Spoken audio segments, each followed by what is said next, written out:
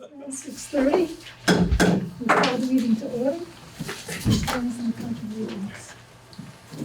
Pledge allegiance to the flag of the United States of America and to the republic for which it stands, one nation, under God, indivisible, with liberty and justice for all.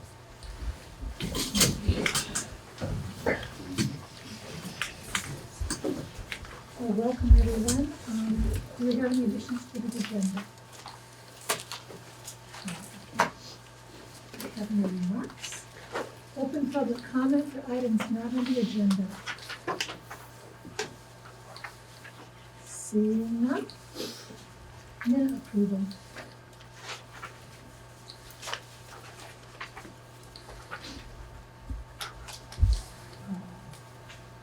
Madam Chair, I Yes, ma'am.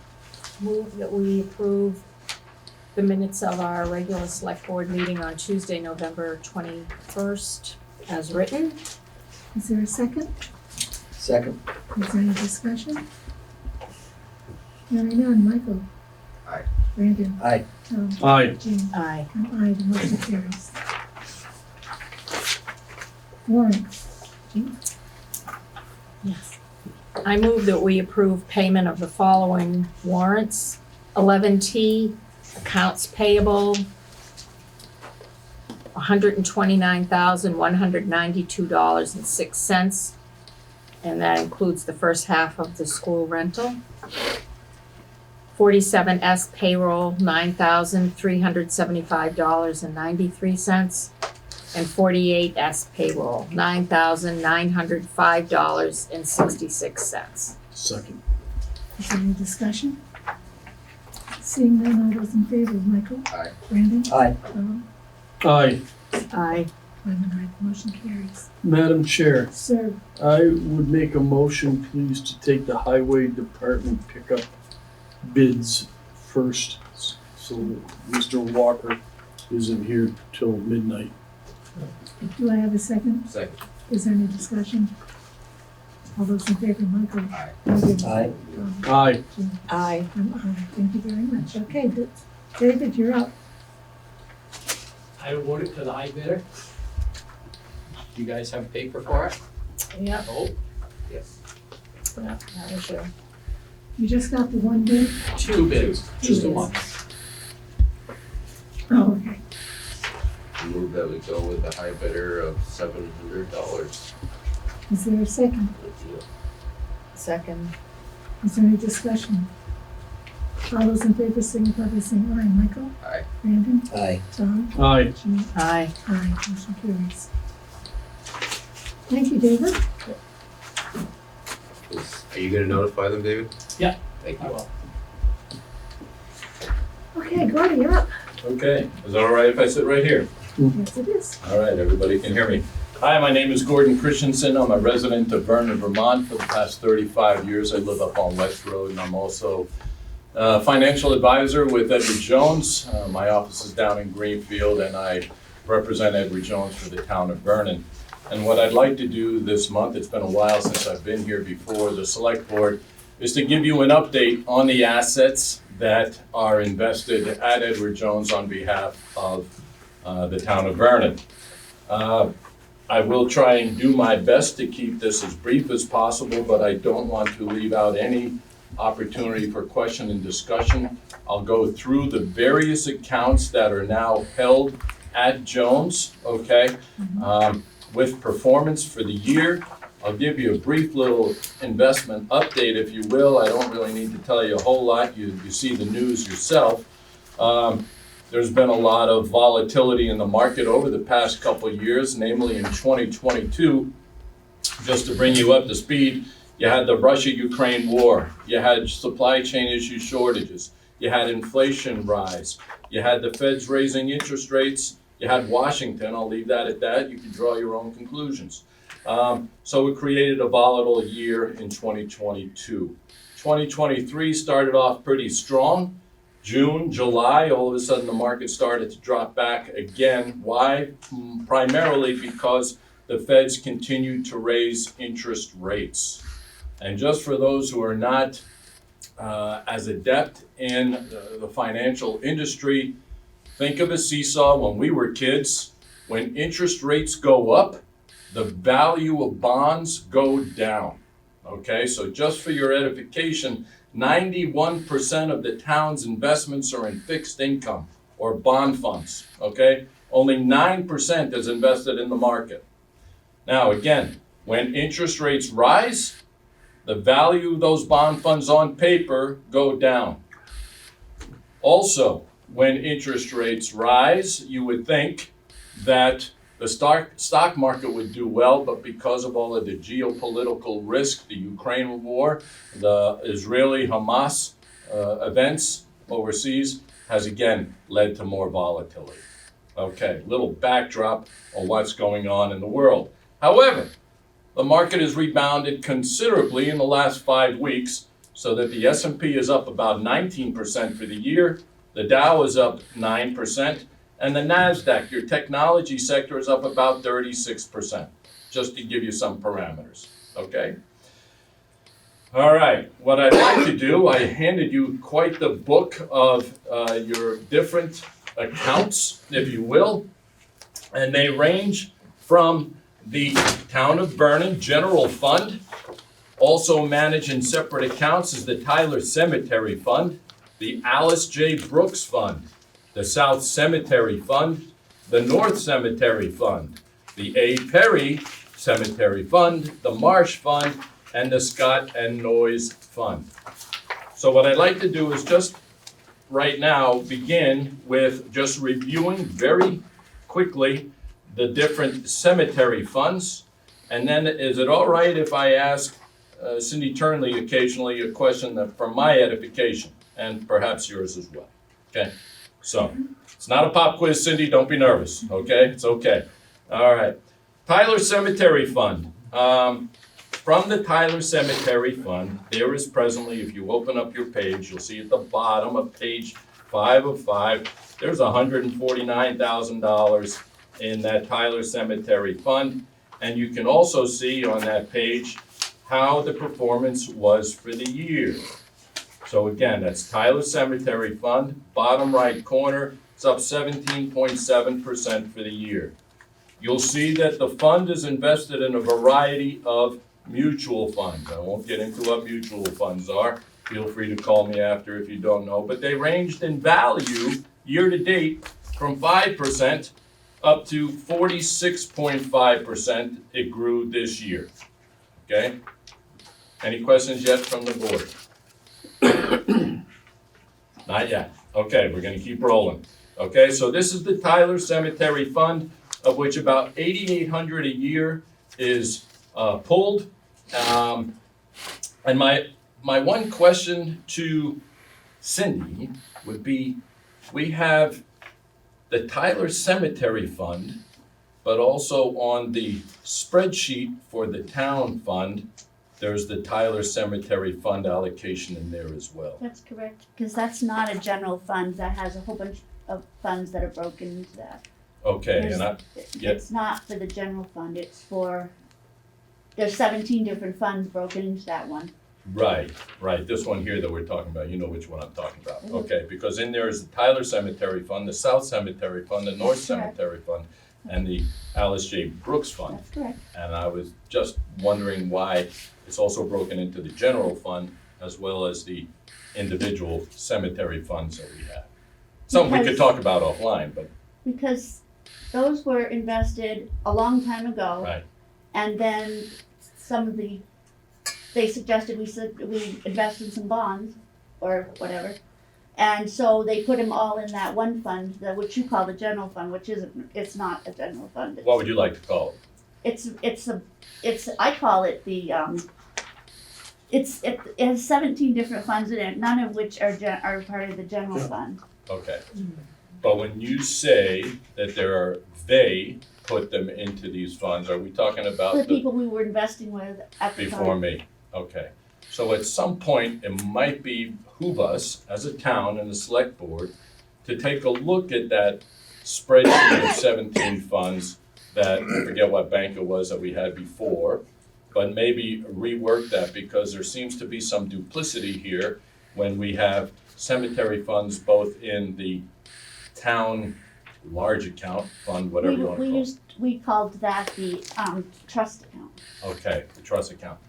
And then we have separate accounts, and again, we have $150,000 in a cemetery fund So, yeah, to mow the lawn no, it's not just to mow the lawn. and fix headstones. Fix headstones when fences need to be fixed, when Okay, trees need to be taken care of. okay, It's not just for mowing the lawn. okay, all right. I'm not gonna belabor that too much, but there's just some question there. Next one is the Alice J. Brooks Fund. Again, I don't know if you select board people know what these funds stand for. I kinda don't. Sandy, you've been around here longer than I have. And so, for another day, but there's presently, again, if you open the first page, there's $121,000 in this fund. It generates about $1,277 in interest and dividends, and about $1,256 has been pulled monthly, and Cindy pulled the dividends and interest on a regular basis for whatever it's for. That's correct. It Cool. goes into our savings portion, and that fund is for, was set up by a woman named Alice J. Brooks, and it was set up to help the people that are disabled or families with children that need financial assistance. Awesome, that's very good. All right, South Cemetery Fund. South Cemetery Fund is the next fund that we manage. That one is up, you know what, I didn't hit the detail on that. Sorry, go back to the Alice J. Brooks Fund. That fund is up 24.3% year-to-date. And again, there is a breakout of the investments that are in that Alice J. Brooks Fund, okay? And again, they range this year from the cash in the money market account at 3.89% to the Putnam Global Technology Fund, which is up 49.16% year-to-date. Okay, moving on to the South Cemetery Fund. There is $7,500 sitting in cash. No withdrawals in the last 4 years from this fund. That's correct. So I don't even know where the South Cemetery Fund is. The fund is upstairs. The South Cemetery is down south. 142, Yeah. okay. South of the town. South of the town, that sounds good. It's a good place for the South Cemetery. But that money is also there for when we need to fix headstones, we need to fix the fence, if trees fall down, if there's any damage done, that's what that fund is set up Perpetual for. care, Perpetual care. perpetual care too. Does the mowing of this, Not at this time, they don't take it out of that one. okay, That comes was from the some, choice of the cemetery committee not to deplete money out of that, because it's a smaller fund. it is, there's only 13,236, it's up about 12%, and it generates only about $400 a year, all well and good. Same thing. North Cemetery Fund, 5,273 sitting in cash, we pulled out about that much, 5,800 so far, and I imagine the withdrawals on that is going to take care of the maintenance of the cemetery as well. That fund, as you folks can see, is up about 14% year-to-date. It's invested primarily with American mutual funds, and those funds again range from about 6% up to 30% year-to-date. There's an A. Perry Cemetery Fund. Can you give me a little insight on the A. Perry Cemetery? Is that the one off, It's the little cemetery, right off, In Skibnowski's field, yeah, whose field? Skib's field. Okay, okay. and there's not that much money. No, very little, about 5,500 in there. There's really only one fund, it's called the George Putnam Balance Fund, it's up about 15% for the year. And again, no withdrawals on that in the last 4 years. Income generates about 211. There's the Marsh Fund. For those watching and listening, and myself included, what does this fund do? Marsh Fund we form a marsh committee of 2 people, Okay, and every year around December time, I let them know how much was dividends and interest was earned. Yep. And then that's split up amongst some of the churches for the preaching okay, of the Lord. good. So if we're gonna pull the dividends and interest from here, Which I have been doing. and awesome. That's but- why I remember when you first started, you kept trying to reinvest, and I kept calling you and telling you to stop. Absolutely fine. So Okay. that's what that one, that's why we have to have that go in there. All right. But if you would like more income, rather than being balanced towards growth funds that are in here, that have been in here, we're up 15%, you can discuss with the select board at another time, but we can rebalance the objective on here instead of balance towards growth, to balance towards income and invest, just reallocating the assets within the account to generate more interest and dividends to go to those people. Doesn't cost anything. All we're doing is exchanging a growth fund for an income fund. Well, you reallocated them a while ago. Remember you said we had to reallocate and you came to us and you said, We did, because we had so much of our money in like one fund or two funds. But what I'm saying is if you, when you get a chance, if you want to take a look at what we need this money for, and if we're looking for income rather than growth, then we can just reallocate those funds and generate more income. Just something to think about, okay? All right. Scott and Noise Fund. We haven't pulled anything from here. Scott and Noise, we pull, it's the same thing as the Marsh Fund, except there's no committee, it's just automatically done every oh, year. that's right, And this goes to the, That also goes for the preaching of the Lord. okay, very thank good. you. That was set up by someone named Scott Noyes. Yeah, Scott Noise, awesome, very good. Well, that account is up 26% year to date. And it's got a nice growth focus to it. And if we want more dividends and interest, again, all you have to do is say the word and we can redirect the bus a little bit and move us out of some of the growth mutual funds into income mutual funds. Okay, that takes care of the whatever we want to call smaller accounts. Now if we move to the town account, if you will, and what I'd like to draw your attention to is perhaps, let's see, let's take a look at what you have in front of you. I put in front of you folks a sheet that shows the dividends and interest that is generated, has been generated, since 2017, since I took over. Do you see that sheet in front of you? Because I don't see mine in front of me. Okay, right there, you got it. Yeah, so if I can just hold that up for a second. Looks like this guy's. All right, there you go, okay? So here, and I'm gonna give it back to you, I promise. This basically lists all of the interest and dividends that come into the account. You got it, Tom? Yep. All right, so you're gonna see from 2017 to 2023, each year, the dividends and interest that the bonds generate within the town, I don't know what the name is, big fund. I don't wanna call it, give me a name. We call it the trust portion of our. Trust portion of the account. Okay, Investment. trust fund. Okay, and what you're gonna see on the right-hand side is that it has generated $589,441 in interest and dividends. Withdrawals were $610,217. So we're very close to basically keeping the bucket full. It's generating almost as much as what Cindy has requested and pulled out in withdrawals. Does that make sense to you folks? Okay? All right, Tim, you can have that back. thank you. You're welcome. What I'd like to also pull up and bring to your attention then is, let's take a look at the Town of Vernon report. Okay, the Town of Vernon report looks like this one here, and it says page 1 of 7. And this basically is a list, if you will, go to page 6 of 7 on it, and it should say on the top, Town of Vernon saving for town needs, I put.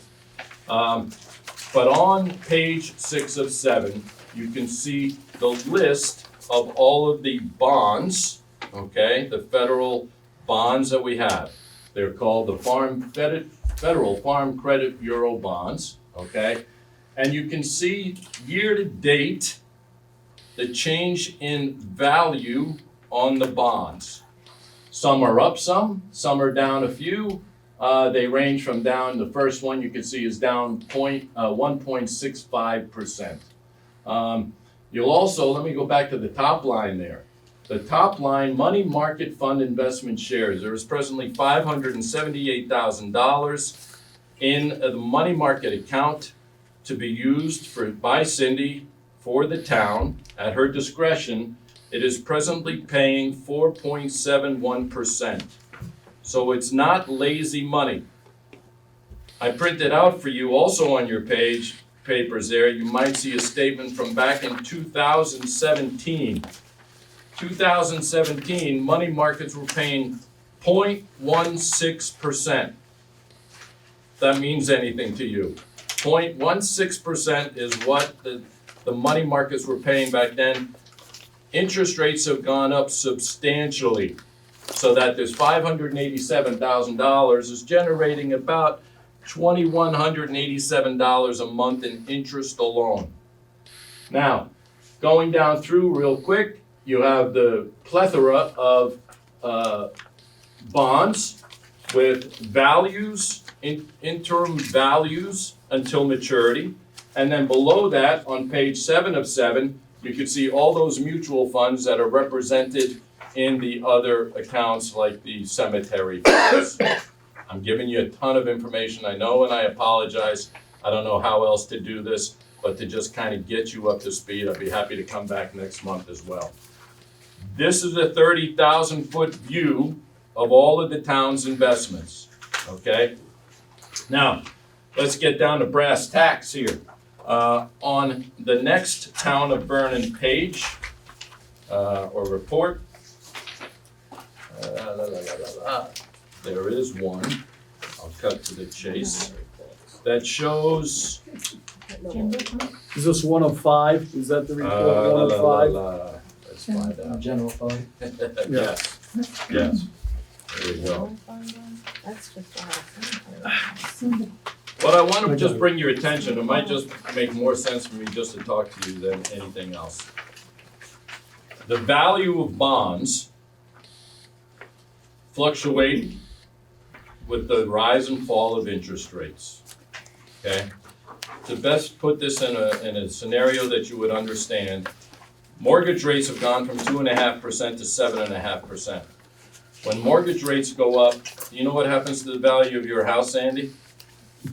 Goes down. People can't afford as much. Bonds and bond funds that the town is invested in does the same exact thing. A bond worth $100,000, when the feds raise interest rates, that $100,000 bond on paper may very well be $90,000.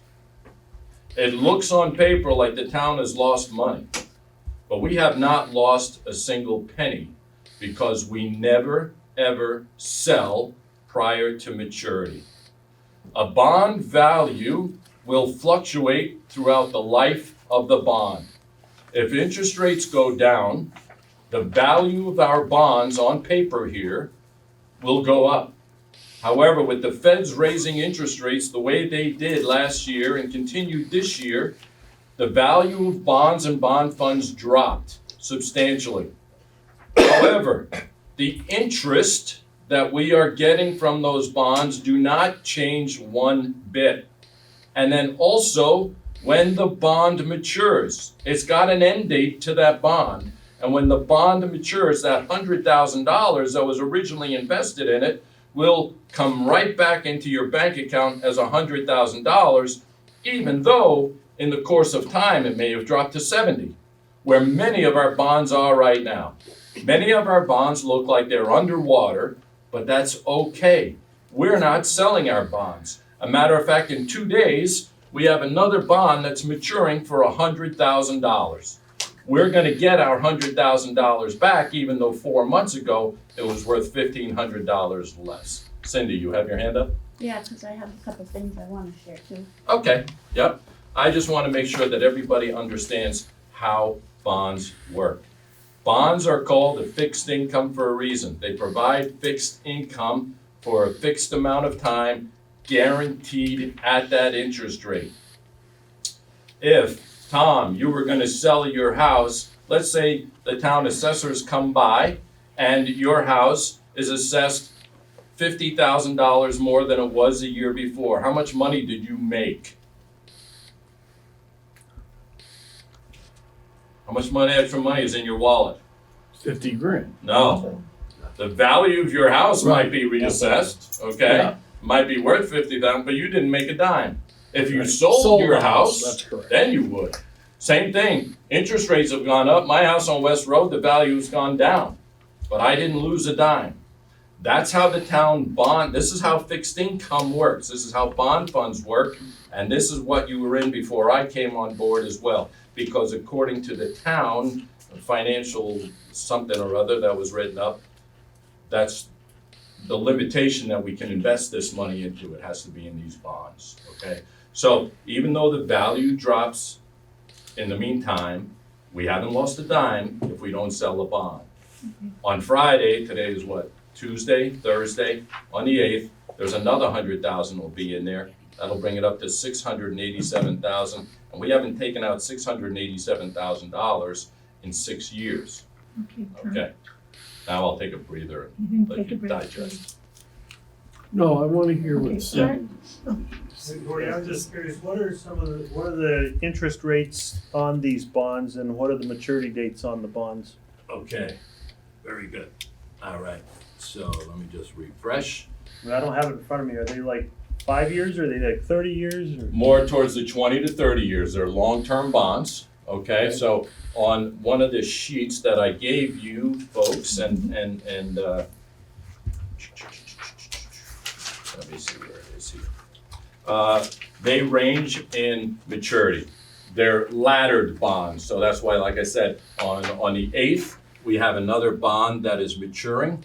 And then the bucket continues to get filled by the maturing bonds. And so when I say that we've never lost money, it's because we've never had to sell a bond prematurely when bond rates, bond values are low. Now, here's the good news. The good news is in the last Fed meeting, the Feds did not raise interest rates, and the forecast now for first quarter and second quarter is that the Feds will actually start lowering interest rates again. The reason that they raised the interest rates was to combat inflation. They wanted to cool down the economy. That worked, okay? Now, when interest rates start to drop again, you'll see the value of these very same bonds that look negative start to climb back up again. So what are the interest rates on these? So they range anywhere from 2% up to 4%, but most of these bonds were bought 2 or 3 years ago as the bonds were maturing when interest rates were still low. So to be quite honest, leaving our money in the money market account right now is the best thing that we can do because you can't find a bond right now that's paying 4.71%. So we'll take that. One of the other things that we could have looked at was even putting some of it into short-term CDs. I've got short-term CDs that we could put this town money into and pay 5.35%, which again, as long as they're FDIC insured, we don't put in more than $250,000, we're gonna get consistent income from them, okay? Okay, Cindy? This is the last statement that I received from Edward Jones, and I highlighted the top of one of the columns. The first column that has money is what our bonds were worth as of July 1st. And then that column I highlight is what it says they're worth now. Right, you can give that to Shelley. And so after speaking with my auditors, my books have to agree with what that page that's highlighted says, that column. And it's less than what it was. So they're saying we're showing a loss. However, if there's interest in dividends, what I should be getting is something like, at least I have in the past from other people. Where I should be getting something like this. I made this up. It's very.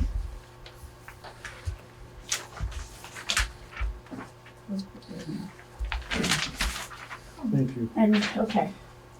So, column 1 would be what the bonds were worth as of what the bonds were worth as of September 30th. And then column 2 is the percentages, which I didn't put in. Right. Column 3 is interest and dividends earned in a quarter.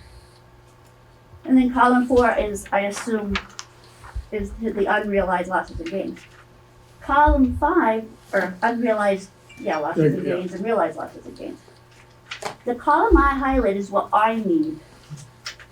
Value if held to maturity. So what we have for bond, plus the interest and dividends we've earned, is what our value is if we hold our bonds to maturity. And then I realize they always have to protect themselves. Then the final column can be what it would be if we liquidated now. But as long as I have negative, I have to post it that way. I'm telling people that we're losing money. Right. I did not know that there was the interest and dividends were going in the money market because Well, other companies that we dealt with, the dividend checks came into our bank, our savings banks accounts. And all of a sudden they weren't coming in. It was like, well, where are they? So they were set up in another account? It's a money market. It's a money market. Money Cindy, market. you get the statements every month and it shows you exactly where your interest goes. I'm not the treasurer, you are. No, I cannot prove to myself. I have to prove to, that's like lying. I mean, no treasurer in their right mind is gonna make up their own sheet and then say, see, it works, I made it work. I can't do that. The Well, auditors. the auditors wouldn't let you do that. No, they wouldn't. I talked to the auditors about this. And all the interest and dividends that come in, they should be broken out by which, It is on your statement. Every month it shows you the interest per bond. It shows you exactly how much comes in. And what you do with the money is not what I do. The spreadsheet that your previous bank gave you that gives you. Whoa. Charlie wants to speak. Whoa. Well, what? Here's my concern, Mr. Christensen. Sure. And your numbers make sense. I get it. I understand it. I understand. But we have been under the impression, correctly or incorrectly, based on what we're balancing to, that we have been losing money. Last year was some $500,000. You have been before this board, and I have brought up, why are we losing money? Mr. Dunkley was here, we were very concerned, and we started, all the board started talking about looking at reinvestment strategies because we're losing money. We went to town meeting. We had nothing in capital last year out of the investment because we were losing money. You were at town meeting. No, I wasn't. I was out of the country. Okay, my error. You've been before the board. We've said we're losing money. We go to town meeting telling people we're losing money. You know there's a money market account. Correct us. We didn't know. I don't understand. For 2 years, we've been saying we're losing money, we're losing money, we're losing money. You've been in here talking to us. You've heard us say it. You haven't contradicted it. Well, can I respond? Am I missing something, folks? Sandy, am I missing? That's what's happening. Go ahead, Gordy. You lose money on a bond when you sell it prematurely. The value, and this is why I tried to stress in the beginning of the conversation, that the value of the bonds change throughout. Okay. So as long as we're not selling any bonds prematurely, which we have not, you're always gonna get your principal back when the bond matures. You're gonna get your principal back in And 20 interest. years at the same purchase price Right. of 30 years prior. So you are losing money. No, because you've been collecting the interest the entire time. That's the problem, is the interest and dividends are not showing up on your sheet.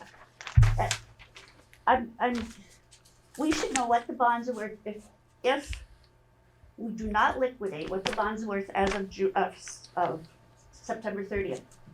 Okay. And if we don't liquidate and we've gained dividends and interest, what they were worth plus the dividend and interest is what the bond would be, or what the fund would be worth if we didn't liquidate. And that's the number that auditors are looking for. I know you have to you have to have to protect your business, you have to have one that says, now, if you do liquidate, then it's only worth this. I get that. But I need that column, because for 3 years now, I've been saying we're losing money. You need which column? The column I created on my paper. Okay, well, Gordon, the value yes. that you're looking for is what we purchased it at, correct? You have on your statements, and I'll send you all No. monthly statements. It Yeah, shows okay. you the value of the bond now, the value of the bond when it was purchased, the interest that it pays. It's not a mystery here. No. And also on every statement, on every month, it shows you the yield that you get on your money market account that's going into this general fund. I am not the person that directs where the interest goes or what fund it allocates to. You have, right So- on here, you have the funds and you have what percentages that. So let's talk about that for a second. Do all of those folks have this sheet right now? Yep. There's Yes. that sheet and then All right. this is my sheet. So when someone calls me in the middle of the year and says that the town upgrade fund, I need to pull $100,000 from it. We send her a check for $100,000, okay? And then if you look to the right of that, under fund percentage share, guess what happens when you pull 100,000 from 105,000? It drops the percentage of the fund to about 0.5%. Now when the new when the $100,000 matured bond, like will happen in a couple days, comes in, she reallocates that $100,000. Oh, it's pretty confusing to me too, No, I'm not Tom. confused. I'm just, You're not? no. Because all of a sudden, when she reallocates this $100,000, you wind up giving the road upgrade fund $50 instead of the $100,000 That's- back.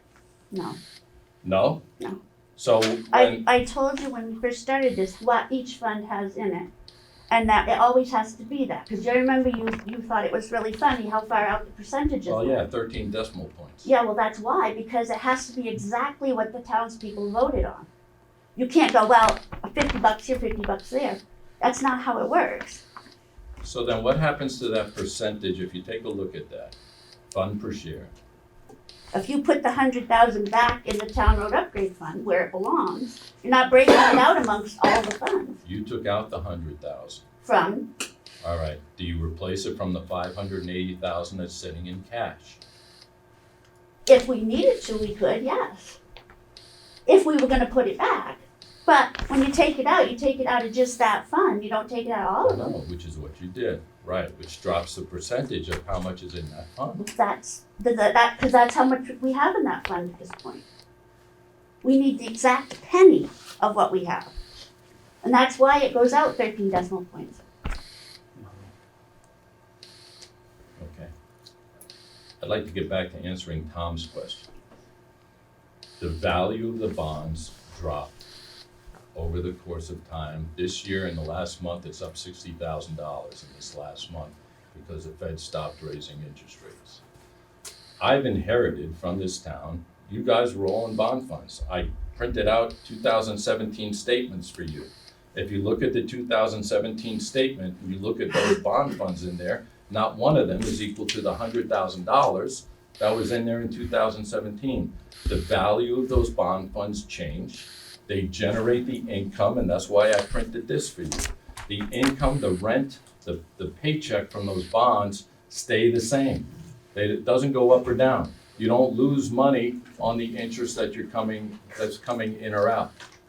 When each of those bonds mature, you get your principal back. That's the way the town set this up to begin with. But the interest and the dividends are supposed to come into the savings portion. We're supposed to get like we do Well, with, it's going into the money market no, account. what, no, it's just sitting in a money market account, but it's not broken out. And it's not, you know how like with Tyler Cemetery, we get dividend checks? Yep. And I take that money and I move it into our savings account. And that money is used for us to spend. Okay. Okay, so that's why we do that. Any money that we get on the marsh fund, I move that all into investment income or interest. And then at the end of the fiscal year, I find out how much it is, I break it out amongst the churches and that goes to them. And that's what I need from the big fund. And that's what you're getting. I'm not It's on your So- statement monthly. Go ahead. Yes, I Jane. don't understand, Yeah. because previous to these investments, we would have a definite X number of dollars this year that we could take You do. and put it towards our capital fund. But now that doesn't happen anymore, so in my mind, where is the money that these accounts are making? Where is it really? Because it appears to not be accessible like in our savings account where we can then use it to offset our capital plan, All of like we that. did We in the used to get the past. dividend checks. And then we could use that, we go, okay, this is how much investment income we earn, and that can offset what we raise in our capital plan. The last 3 years, we haven't been able to. Well, I can see it being put in a bigger account, like a money market or some sort of checking account where you don't necessarily get a dividend check, but you're certainly gonna get a statement of that dividend, and then you can apportion it on internal accounting. She does. I- She does. I will print them out for you. I will print out copies for every one of you. It's on every one of your statements. There's now $557,000 and the income keeps coming in there. Cindy has to direct me, the money's in her account. It's not in my Where account, she it's in the wants town's it. account. What? It's not in my account, it's in the town's account. I don't manage the town's disbursements and allocations to various funds. All that I'm responsible for is putting you in the best, highest interest rate environment to generate as much income as you possibly can and replace the bonds that mature. Well, What you Right. do with the For- money, Formerly, we had, it was done for us to have, and that's the way it was done. We knew what each fund made, what each dividend check that came, each interest that we put it into an account that we could access. you can access, you do it. But I'm trying to explain how this works, Gordon. And now it's all sitting in one, and I don't know, that $500 and whatever $100,000, it's not broken out into each fund. So I can't say, okay, at the end of the fiscal year, okay, there was, we made $50,000 in emergency capital reserve. We can move that money and we can use that against what we have to get in the capital plan. For the capital plan, it reduces how much people have to, how much we have to raise in taxes. Let me ask a really stupid question. I would like a stupid one. Let's see if I can phrase it so it doesn't sound so stupid.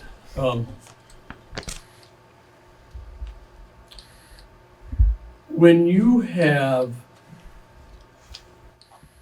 the James T. Cotton Fund, the George Smith Fund, whatever, and we've invested $1,000 in each of those funds, and they make 3%, so they make $30 a piece. Right. Okay. What's happening now, if I understand what you're saying, is that $90 is being put into this large money market, and I think we're all in agreement that's where it's going at this point, okay?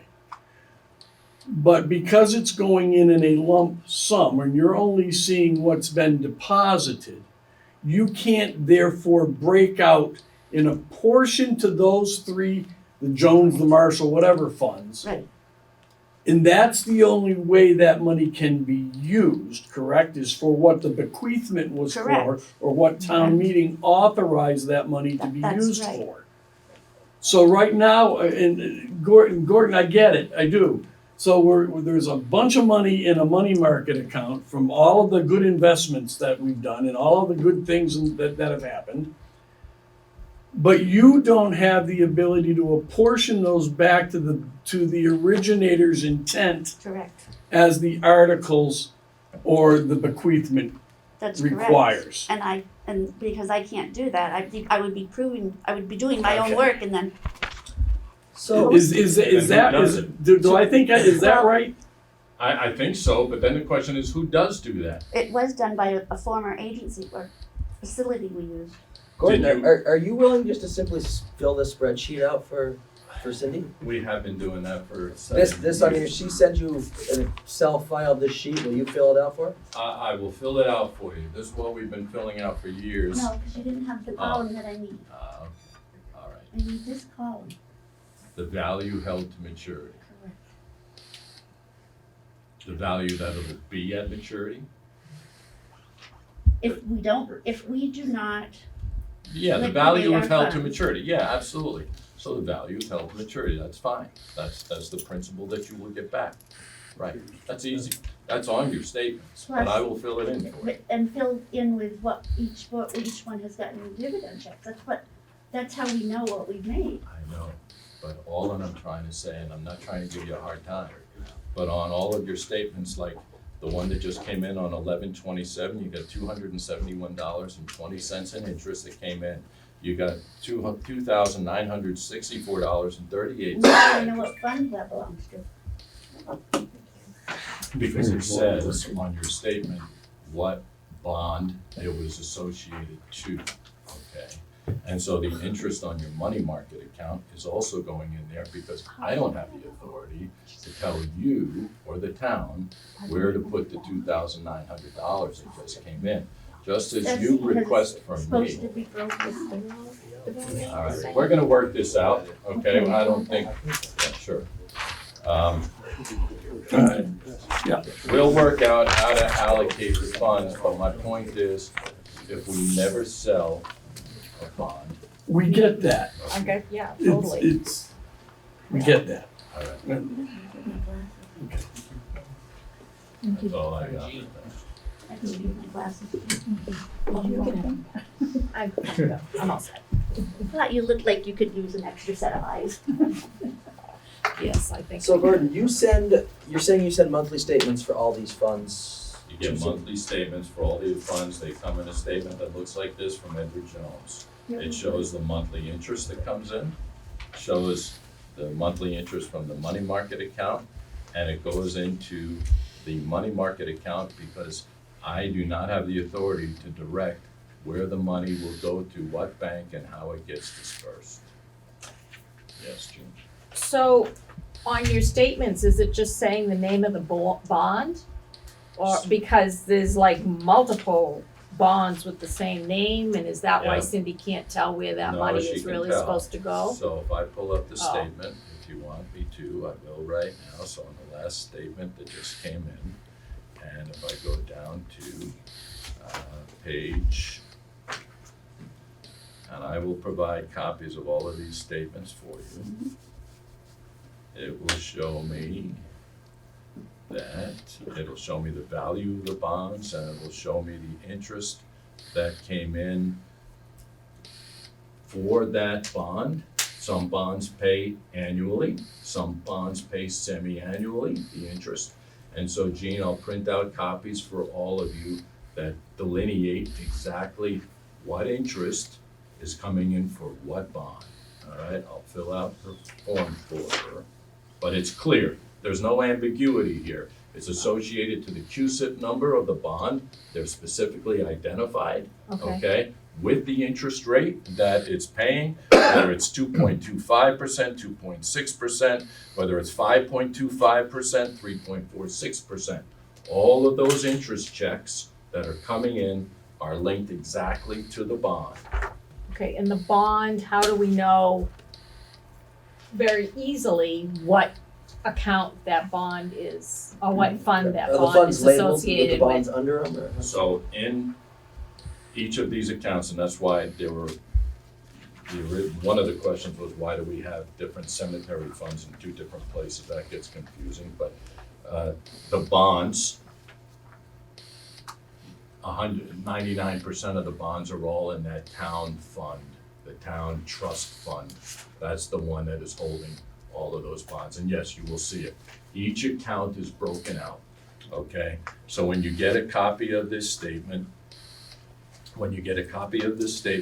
you will see that in this one account that has 2 million and change, 2.5 million in it, all of the bonds, every individual bond is in it. It's gonna show you on the statement every bond that's in it, when the interest check is gonna get paid, and how much it's gonna get paid, okay? Sorry, I'm taking a lot of time. Okay, That's Tom okay. has a question. So this is for both you and Cindy. So if that statement is coming in with the interest amount noted tied back to a specific bond in a period of time. Correct. And again, we'll use the same, it's $1,000, we got 3%, we got $30. That $30 is tied back to Mr. Marshall's bequeathment. Okay. Okay, or that's the Marshall Fund, okay, Yeah. we'll call it. Yeah. And that's all put together and put into, it's put into the money market account, the big money market account we've been talking about. So it would kind of be reverse engineering, but I can see where if you were to get the statements with the interest on each of the bonds, and then you got the statement from the money market account that month, that you could tie things back. If the total was 150,000 and we had a bunch of these accounts that come in, if the interest on those equal 150,000 less a day or two's worth of interest, you could tie it back if you get those reports. That's the key. When we get a dividend check in, or not a check, we don't get a dividend, it gets put in that money market. If it says $400,000 or But don't you get a monthly $400,000. statement on your accounts? Yes, Okay, you'd have to go back to that statement, take the interest from what came out of that account, add them all up, and see if it matches what that money market deposit was. but I don't know, but it doesn't have the funds in there. Doesn't say what funds The are making. Bond. the money. Funds on this sheet This- that the previous bank, M&T Bank or whoever it was, People's Bank, I think it was perhaps, made up this spreadsheet for you, correct? Yes. Okay. So the folks at People's Bank made her a spreadsheet, decided on a certain allocation percentage of how much, call it $3 million, would go into each account to the 13th decimal point to keep it there. Then when she calls, and this is how, when Cindy would request $100,000 to fix West Road or whatever, comes out of that fund. Yeah. I don't know how it gets replaced. So there's another layer below that, which is the actual fund. Not the money, you could tie back the money market to the money, to the interest. But there's 17 funds. If that- there's, that's you what- that's can't all tie broken back out. to the fund, okay, and that's the information you're not That's able to correct. get. What I'm saying. Yeah, I'm sorry. How would Some she of us are know? it took a Yeah, little longer I for the know. wheels to grind, that's all. How will she know what each fund is making exactly, Well, and not just a big lump sum? Yeah, I mean, especially when each so one of many, these funds is not invested in anything. So the 17 funds that she's provided here are not individual investment accounts. no, I know they're not, Yeah, cause so, we've I got mean, that's why lists it's not of like what they're invested. Right. any of them make anything. It's a recipient of the interest and dividends from the bonds and the money market account. Which have the original bequeathment amount in them. But the question to that, Tom, is who made that original bequeathment? Who decided? The people that. The set people the that funds died or up, left the people money that to the died. town. No, but we've got separate accounts, so we've got cemetery accounts here, we've got separate It cemetery, that doesn't matter if you have, that's the way it was set up, by who? by the people that set the funds up. We have to do That what was the they. bank though, No. that's my point. No, it was, we have rules. I know you have rules. The rules were Yeah. made when the funds were set up, exactly how the funds were to be done. Okay. And Town we meeting have- had to vote we- that. By the town people. Town meeting voted We that. have to follow that exactly. We can't divvy away from that at all. Because that's, the only way we would be able to do that is go into a town meeting and say, we want to change a That's fine. fund. So why don't you take part of that $575,000 that's sitting in that money market account and get all of these accounts up to that predetermined percentage? Because when you pull $100,000 out of the road fund, why don't you take the $100,000 that's sitting in that money market cash account where all the interest and dividends has been accumulating to replace that $100,000 to get it back up to that percentage? Because we have to have money available when we need it, and if you're telling me I can't sell a bond, so if all of a sudden we had to buy a fire truck for $200,000, more than that, $800,000. That's only buying the truck, that's not the motor. A tire, buy a tire, an emergency tire. And the reason that I printed this page is because in the last 7 years, you've only pulled $600,000 from it, which is what you have in there right now. But we have to have liquid. I don't have liquid. If you're telling me we don't need liquid, then when I do need the money, you're gonna have to sell a bond, and you're telling me don't sell a bond before it matures because it won't be worth what it could be worth when it's matured. We've never been below $300,000. And what do you, while I have you here, what are we doing with the $100,000 that matures this week? We're leaving it where it is right now. Perfect. Leaving it in the money market. Okay, I'm done. thank you very much, You're Cory welcome. and Cindy. Thank you. I'm glad. So Cindy, when do you need this information by? Well, when the two new town report comes out, it's gonna show we've lost money. Okay, I need it yesterday okay. for the last, Okay, Jean? So this is a really dumb question. So our tax dollars, where do they go? Are they in another bank so you can pay bills? They're not invested, right? no.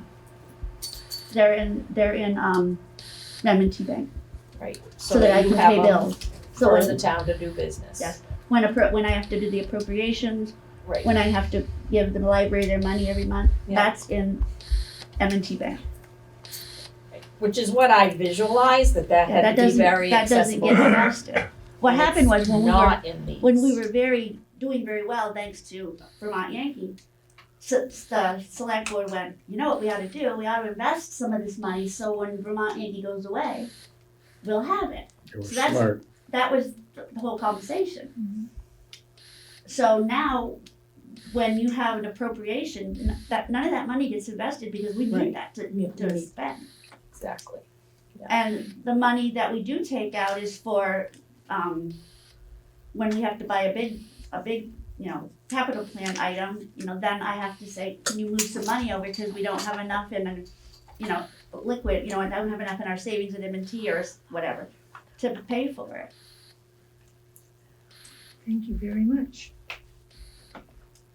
If there's no more, we will move on to Connecticut. Thank you both. Yes. Thank you. Connecticut River Conservancy update. Kathy Urban.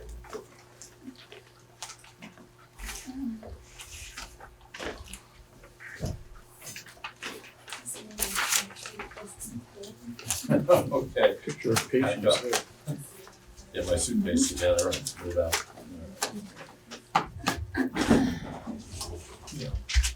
So this may be a short update. I mean, I think we, so hi everyone, sorry. Kathy here from the River Steward for Connecticut River Conservancy. You want me to steal your chair? It's your chair. Okay. I'm done. We have been in close communication with the town of Vernon for a couple of years now, which has been great. And so,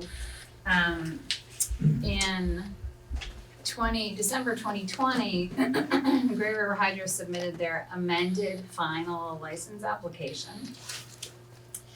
And as all of you know, we then went through a period of, there were like 2 years of kind of quietness while we were waiting for First Light, the company downstream, to work through settlement agreements, which concluded around August, I'd say, of last year. And so, as far as we can tell, the ball is now in FERC's court to move the process forward. And so, that caused us to reach out to all of the towns just to try to re-engage. You know, in each town, you always have some members of the select board turning over, or conservation commission, or planning commission. And so we wanted to just sort of, touch base again, kind of check in with each of the towns and do some re-educating if that's needed. I think for you all, most of you Still the same. yeah, still the same, which is great. So you also sort of very carefully went through this process of thinking through comments and writing comments and then submitting those in September of 22.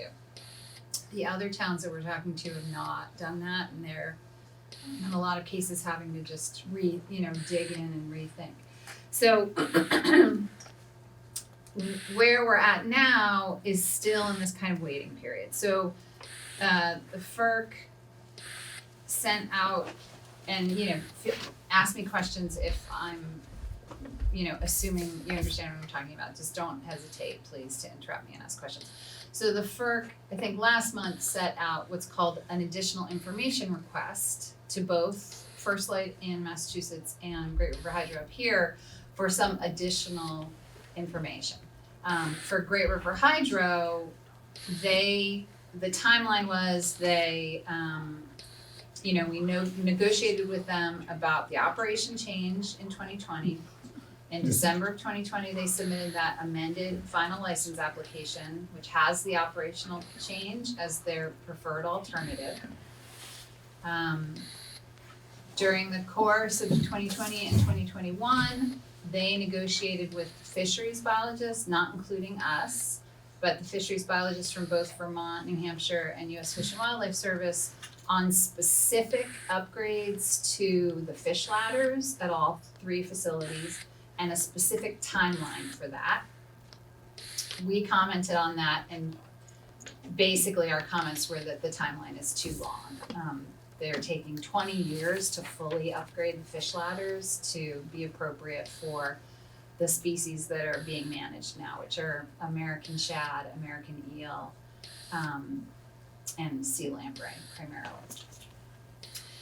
So they talked through a settlement agreement. That settlement agreement was submitted in August of 21, I think. It's all a blur. 22, August of 22. You folks submitted comments in September of 22. And then, as I said, we've been waiting for the First Light settlement to finish. FERC did this additional information request last month, which gives the companies 60 days basically to respond. So at the earliest, we're expecting a comment period in the spring, right?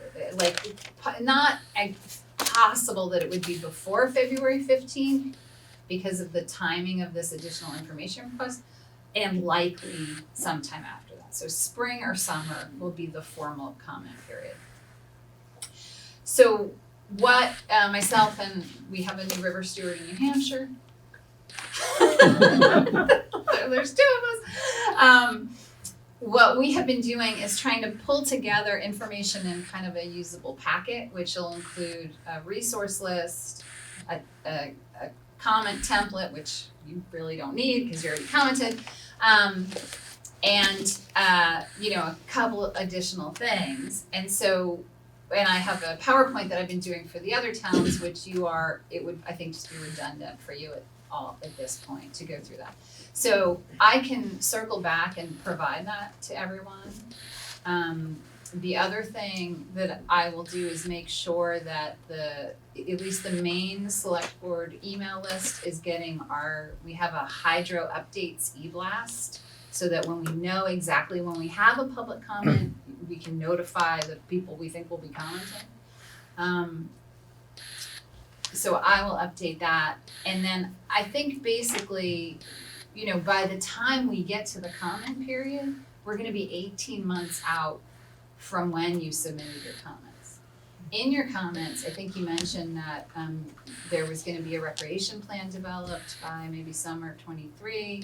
So it may be that you're gonna wanna circle back to your comments and see if there's anything to be updated. Is there something specific in the recreation plan, that you wanna highlight?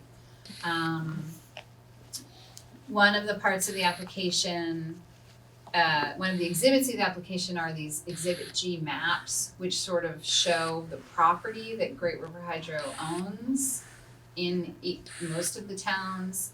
One consideration is whether you want conservation easements on that property. That could be a request in the comments. I'm trying to think of the other, as I've been digging into it, I'm like, oh, and that, and that. I think those were the main two things that popped up. So your comments are pretty comprehensive. The other thing is I hope you don't mind, but I was using your comments as an example to some of the other towns, just to help people kind of get started for what kind of things they could comment on and how to think about it.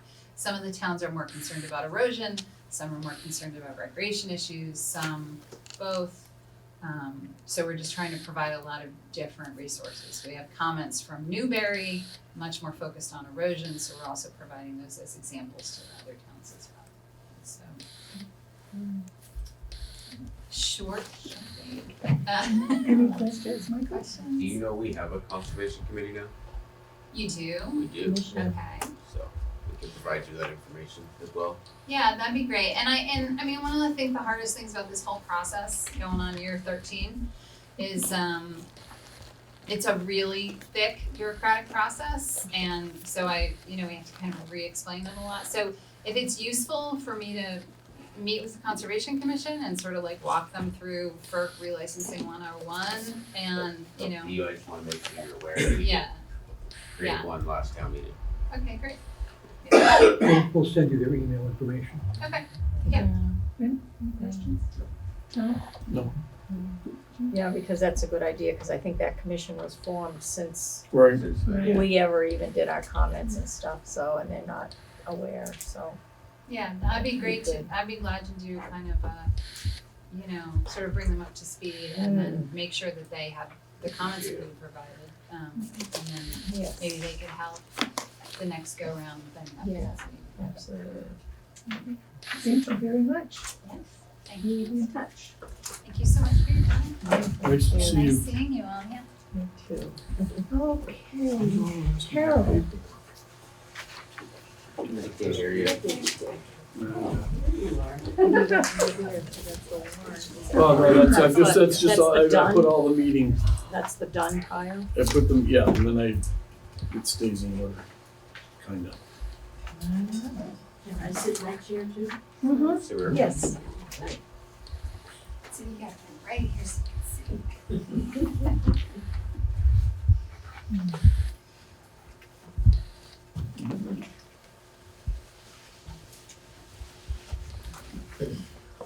So have you folks, that you up on this new H480 Act 68 version 2023?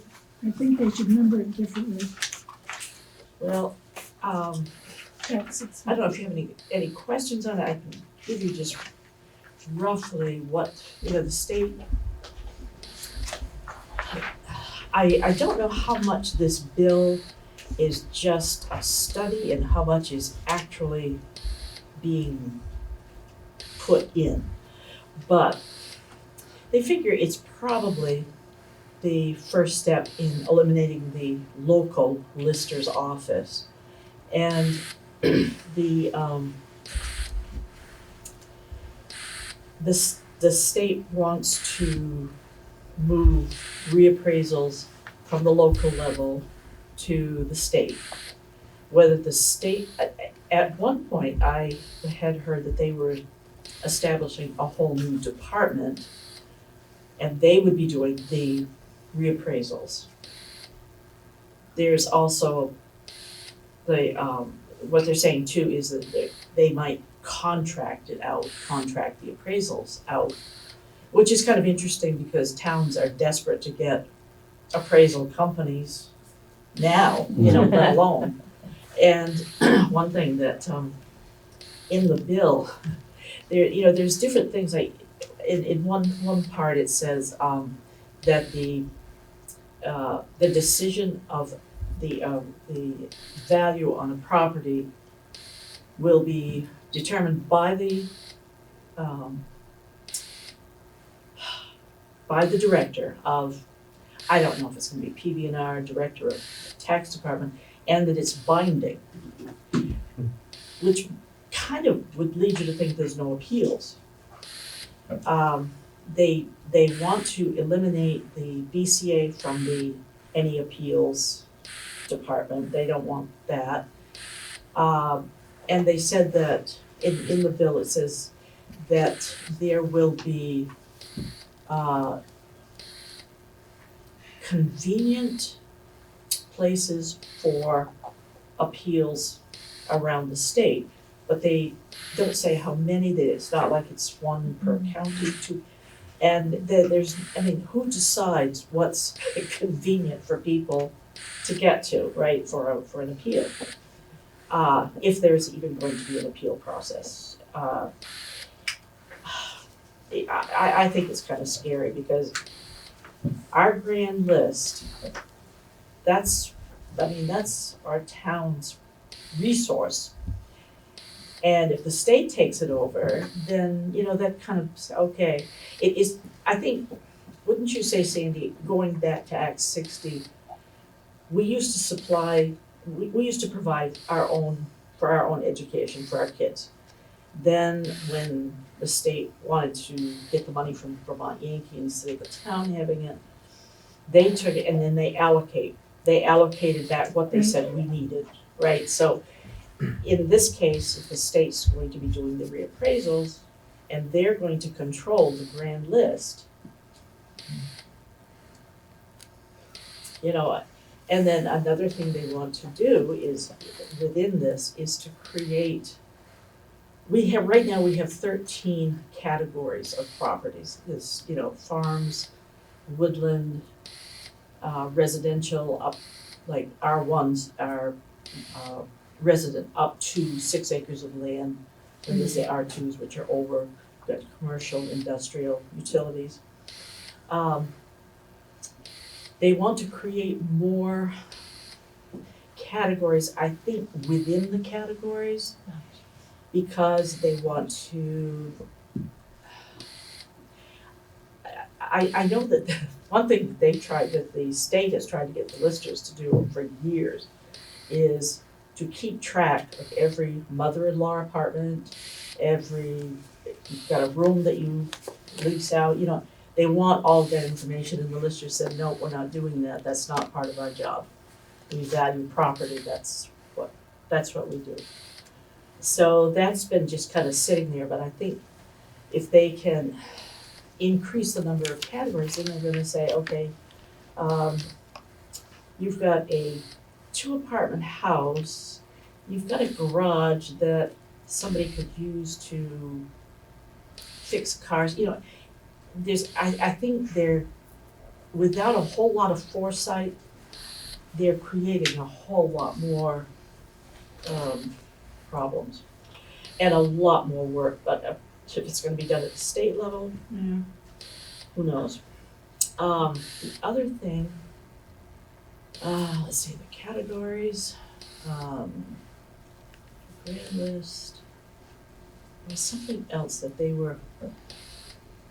wanted to accomplish.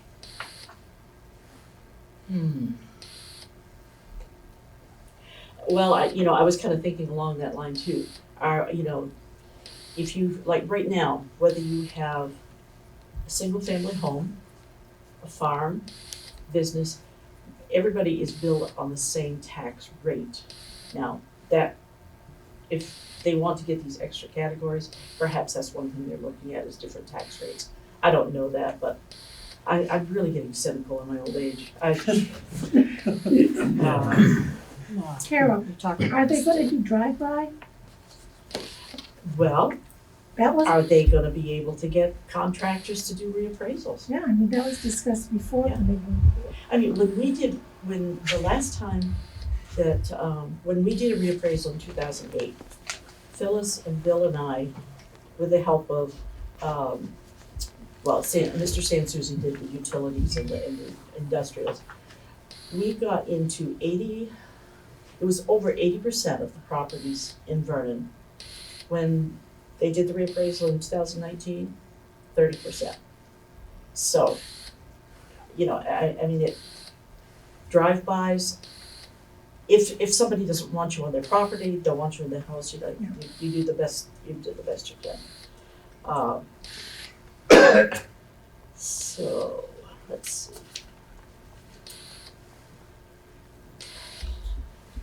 Oh, and they want to, let's see, one of the mandates is a reappraisal every 6 years. Now, it usually takes, for most towns, at least 2 years to accomplish a reappraisal.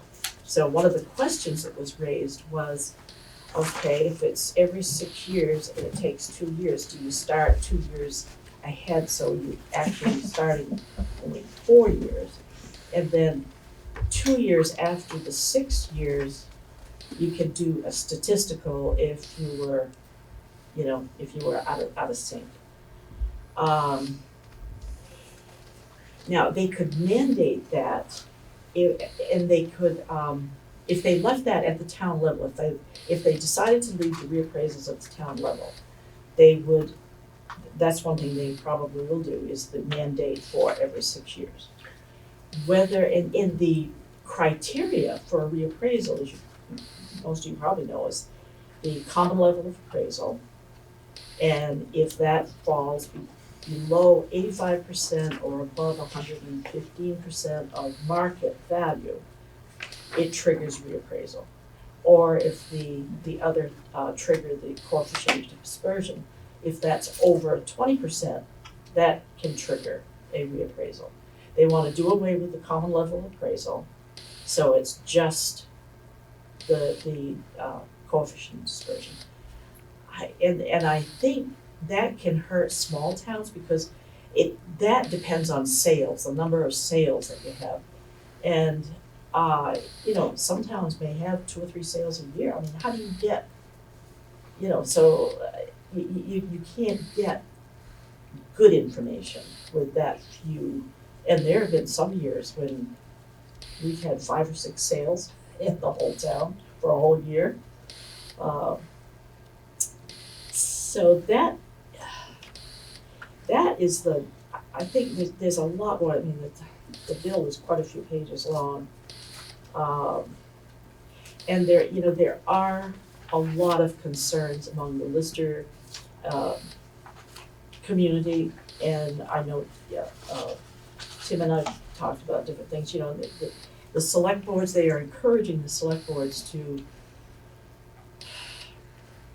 ask, I guess, to encourage the legislature to think about, and do, there's no cost benefit analysis that has been done. They don't know what this is gonna cost, putting this at the state level. There's nothing there yet.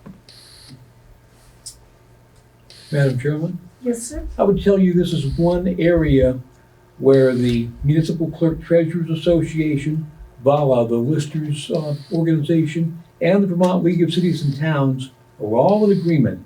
This is a bad idea. I agree. Yeah. And I don't think it works in Burlington, it works everywhere.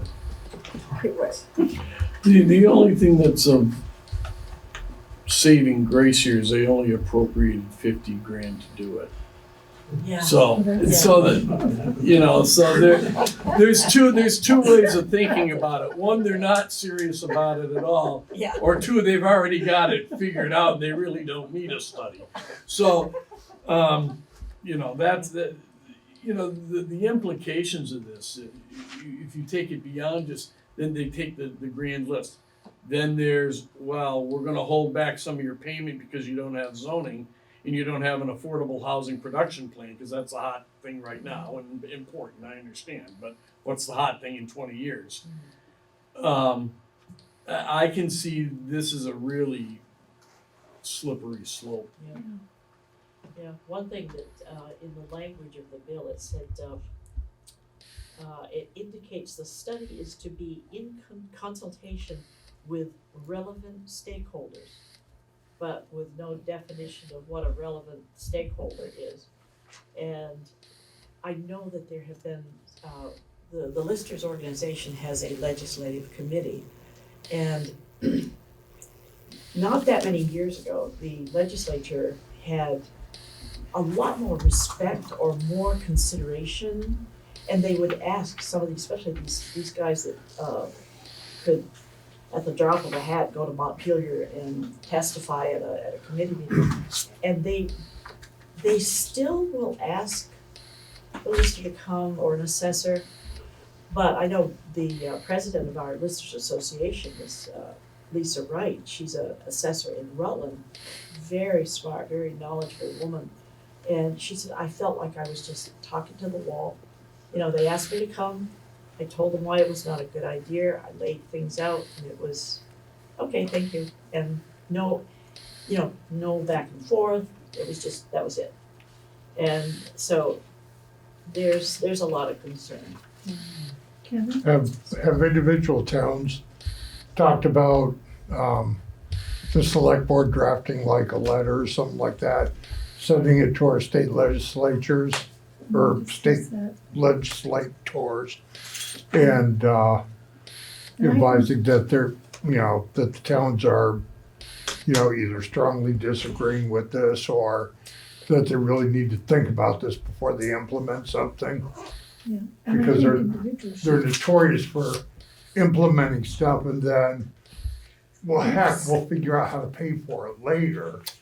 And then all of a sudden, you read in the paper or hear on the news or whatever, oh yeah, this is gonna cost, X number of millions of dollars. And then, the citizens of Vermont, the taxpayers, are obviously the ones that are footing the bill, and, people already complain that the tax rates are high now. Yeah. But I think that might be something to examine. I could see this eventually alleviating the local property tax to a one big statewide property tax apportioned by Montpelier. The other thing there that is coming up is this, they said that the education tax rate will go up 18% this, and for not only this coming year, but evidently for years, because a lot of the money that came in from ARPA and, new programs, and now they don't, the teachers unions, they don't wanna lose these programs now. Yeah, So- or should have been. 18%, I mean, that's ridiculous. yeah. On a $200,000 house, it was gonna be an additional $650 a year Yeah. for tax or something like that. Okay, That's a subject for a whole nother day. Yeah, but right, yeah. Carol, thank you very much. Thank you. Thank you, Carol. We appreciate it. So can I make a Yes, you may. motion to ask Shelley to write a letter to our local and state representatives? Do I have a second? Second. Is there any further discussion? All those in favor, Michael? Aye. Brenda? Aye. John? Aye. Jean? Aye. And an aye. The Okay, motion's thank you very unanimous. much. Thank you very much. Good job. Okay. We don't need an executive session. Budget review.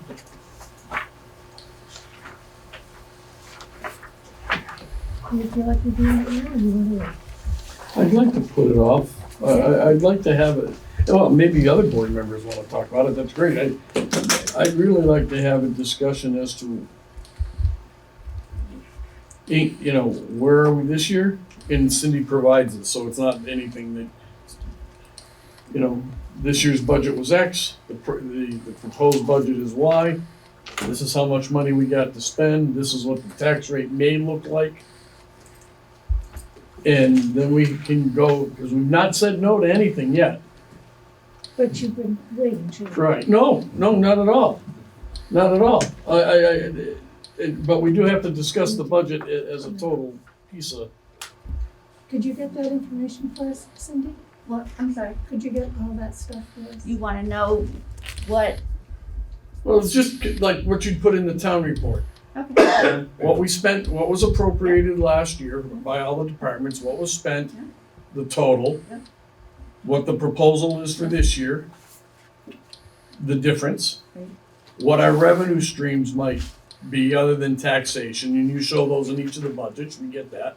So that we get the net, and then we can see what the difference is, and, how much, if it's up to $55,000, and it's how much on the tax rate, based on this tax rate, because we don't know what the next one would be. do that. So That'd be great. Thank you. let's do the meeting of the 19th. That'd be greater. Oh, Awesome. Thank you. Yeah.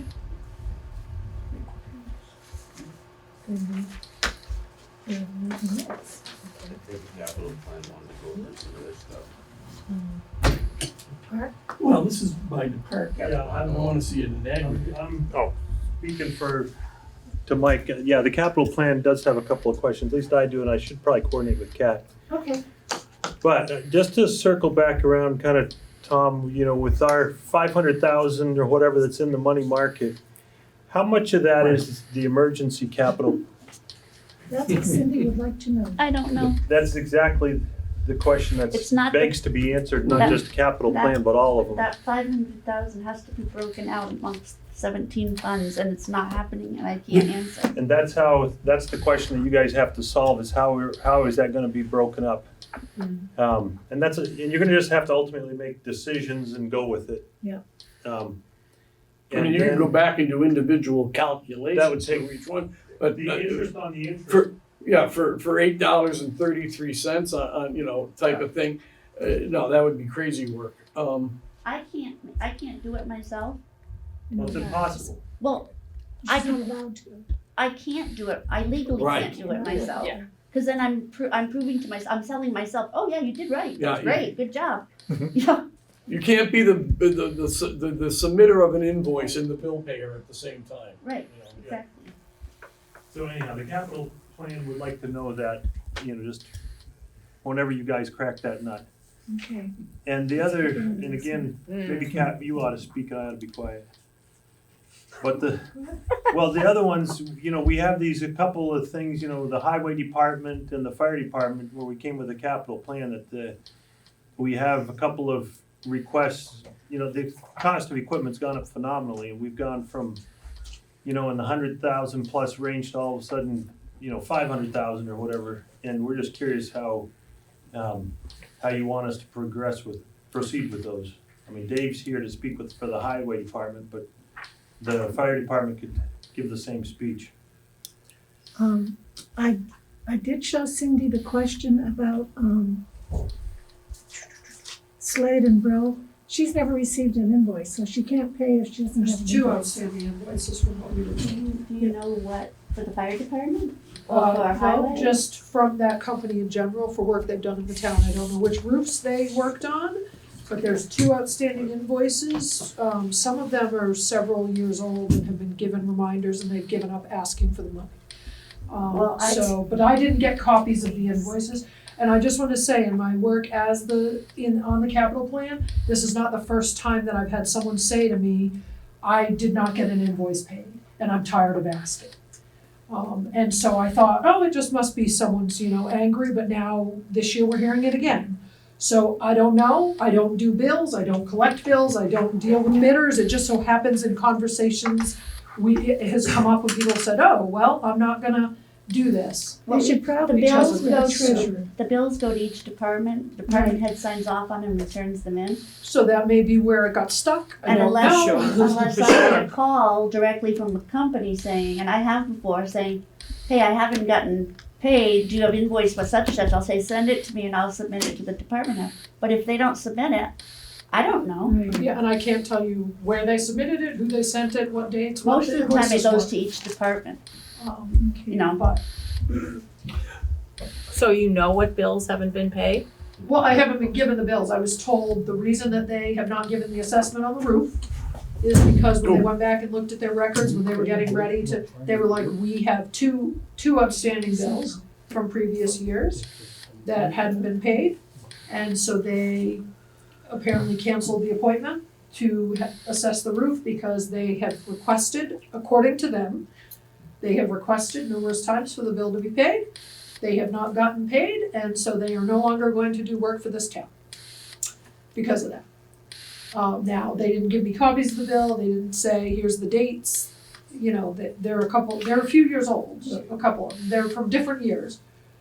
But, so I don't know where they sent, who they sent the bills to, who they discussed Yeah, I don't even, getting the bills paid, I don't know Okay, It's that. whoever heads up That's on the them to department come to us, or is- just send a certified letter to the legal ways they need to do it if they don't if they get submit contact. it in and it just never gets submitted into me, Yeah, I you don't can't know pay what what you don't know. bills are out there.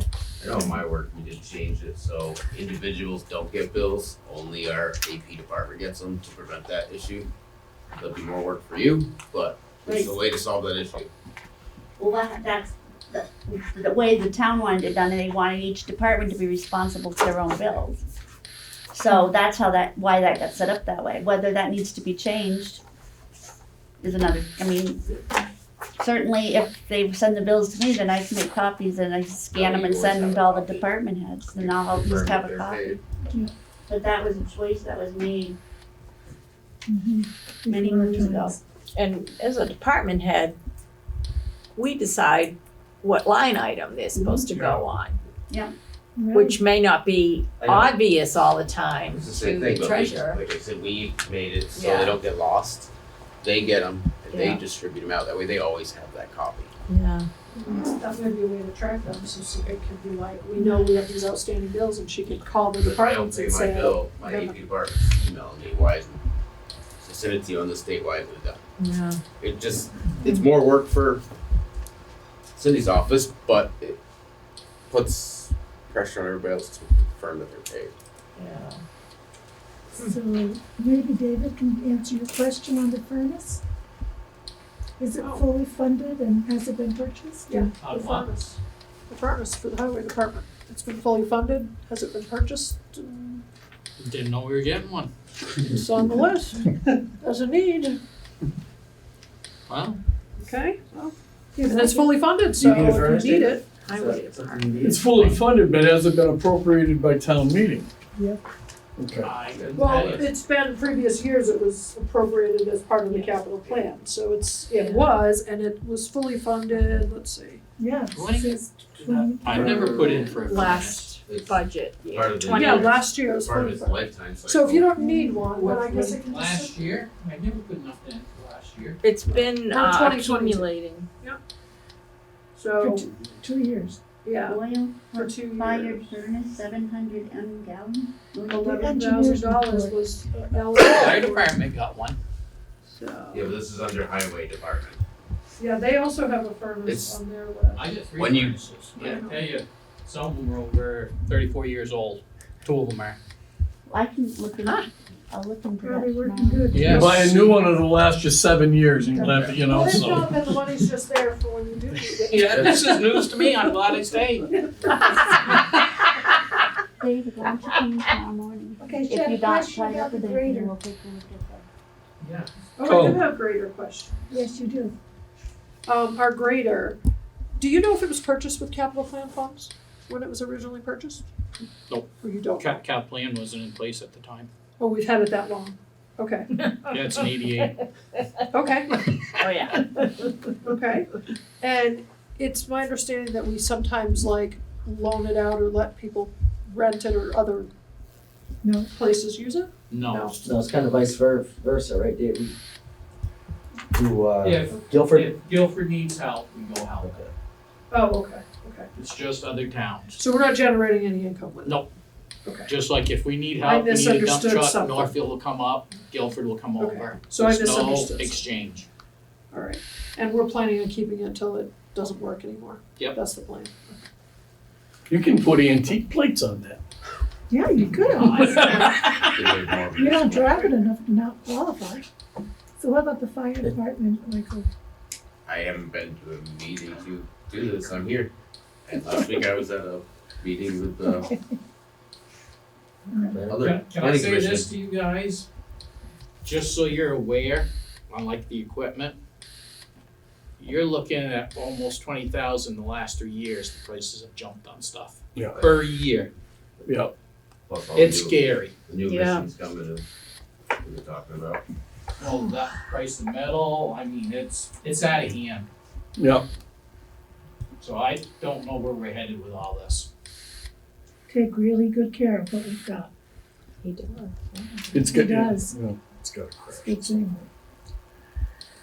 The air packs, didn't we get those last year? No, No? These are the things that they need a certain amount, if we place 2 a year, that'll mean we'll always have new ones, it'll keep them rotating through. Yeah. And it's something that we'll probably have to do by the time we're done replacing 2 a year and we get all of them replaced, it'll be starting over with the ones. So it'll be an expense that's like yearly, probably every year, it's about 15,000 for 2.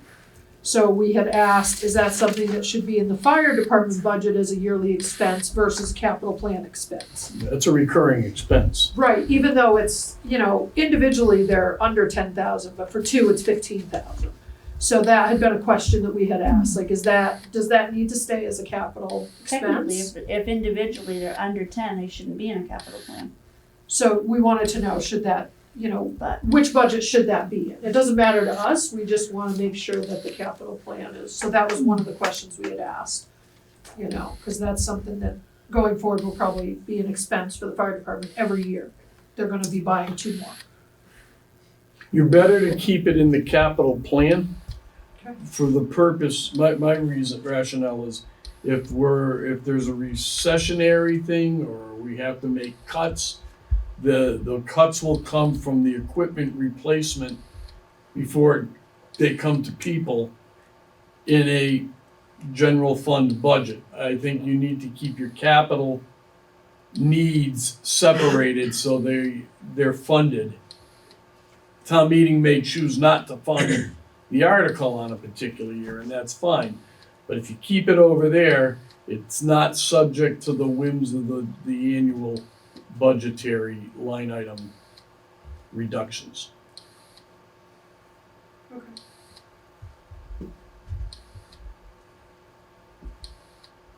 And then the town ban, I don't know if you guys have sort of made a decision about whether we're gonna, That's what the difference in the Are we prices still is waiting? exactly. and the tanker as well, the fire department tanker, that's the big thing we have to sort of.